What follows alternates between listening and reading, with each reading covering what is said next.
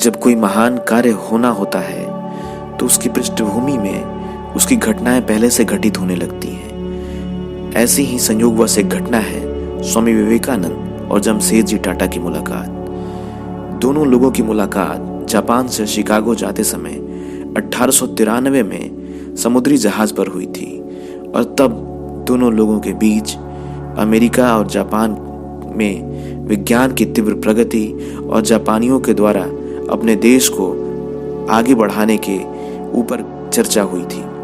उन दोनों लोगों के बीच ये चर्चा हुई थी कि किस तरह से जापानियों ने मात्र 30-40 सालों में अपने आप को एक आधुनिक देश की श्रेणी में शामिल कर लिया है।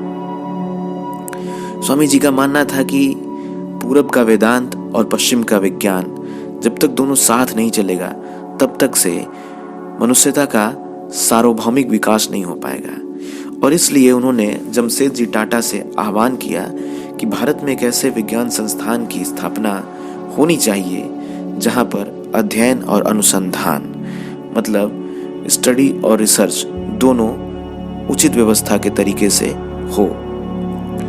बातचीत में चर्चा तो चल गई, फिर उसके बाद जमशेदजी टाटा अपने काम से आगे चले गए और स्वामी विवेकानंद 1893 के शिकागो धर्म सम्मेलन में शामिल होने चले गए। उसके बाद जब भारत आते हैं स्वामी विवेकानंद और जमशेदजी टाटा, तो एक तरफ स्वामी विवेकानंद रामकृष्ण मिशन की स्थापना में लग जाते हैं, तो दूसरी तरफ जमशेदजी टाटा के दिमाग में यही चलते रहता है कि आखिर विज्ञान के अनुसंधान के लिए भारत में एक संस्थान तो होना चाहिए। और जमशेदजी टाटा बेंगलोर में उस समय मैसूर के शासक कृष्णराजा वाडियार चतुर्थ को कन्विंस कर लेते हैं कि एक ऐसे संस्थान की स्थापना बेंगलोर में हो।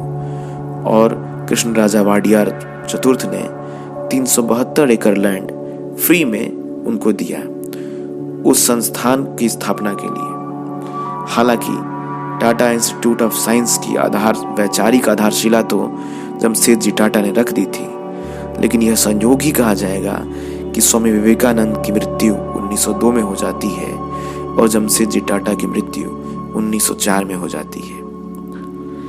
हालांकि इन दोनों के वैचारिक जो बीज थे वो आगे बढ़ करके एक वृक्ष में तब्दील हो जाता है और टाटा इंस्टीट्यूट ऑफ साइंस की स्थापना 1909 में होती है, जिसका नाम बदल करके 1911 में Indian institute of science Bangalore कर दिया जाता है। तो दोस्तों, इस तरीके से पता चलता है कि किस प्रकार भारत को आगे बढ़ाने के लिए हमारे साधु संतों के अलावा हमारे व्यवसायियों ने कितना काम किया है।